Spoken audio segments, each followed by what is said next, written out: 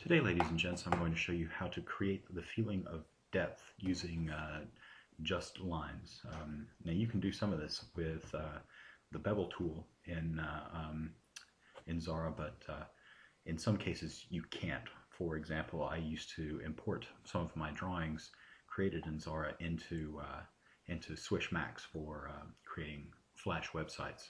And if you create bevels created in Xara, they import as bitmaps, and we're not vector and couldn't be stretched like you could with just normal shapes.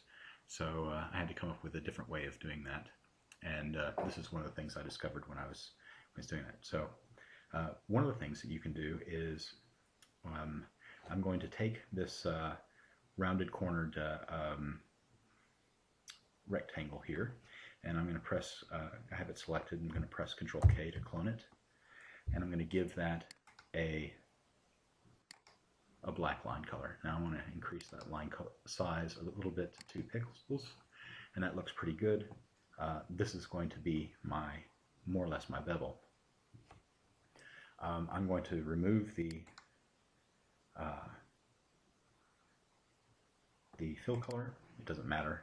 It would do it anyway on this next step, but I'm going to arrange, convert line to shape, and now I have a shape that is basically my 2 pixel line surrounding my other rounded corner rectangle. Now, because it's a shape, I can apply a fill to it. So if I want to give it a fill, a linear fill, I could just go ahead and click up here and drag down along this guideline, and now I have a linear filled line here that gives the user the impression, the viewer the impression that that this is a beveled shape now, because it's standing out above this the background, and you have light reflecting up here, and it's darker down here. Yeah, so that's one method you can use. The next I'm going to do is I'm going to create a line here. I click here, hold down the Shift key to get a straight one, and get put another line. Okay, so that's nice. It's 2 pixels wide. That's perfect. Exactly what I want. I'm going to go ahead and center that on my line here, and I'm going to press Control K, and I'm going to nudge that down 2 points because it's a 2-point line, and I'm going to give that a lighter color. Now look, all of a sudden I have the impression of an in-cut line across this, and if I just show you real quick here, you can see exactly what I mean. It looks like an in-cut line. Now you could take the darker one and make it not quite so dark and give yourself an even better impression of it, and that looks like an imprinted line in this shape. Yeah.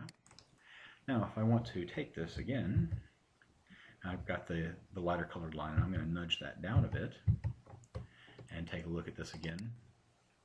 It looks like that there is an imprinted section here in the shape, right? It looks like this is deeper pressed into the metal here. If this is metal, a metal plate, it looks like this portion is pressed in a little bit deeper. And you can do whatever you want with that afterwards, right? You could come in and apply a bit of text,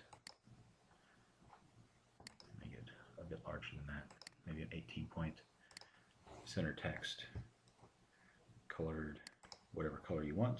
I'm going to choose white, put it on my caps lock, and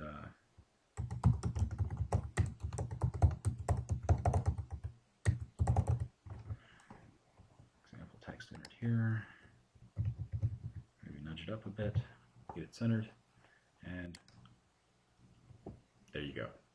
Anyway, that's just one or a couple of ways that you can use lines to give the impression that there are various levels in your shapes. I hope you found that interesting and useful.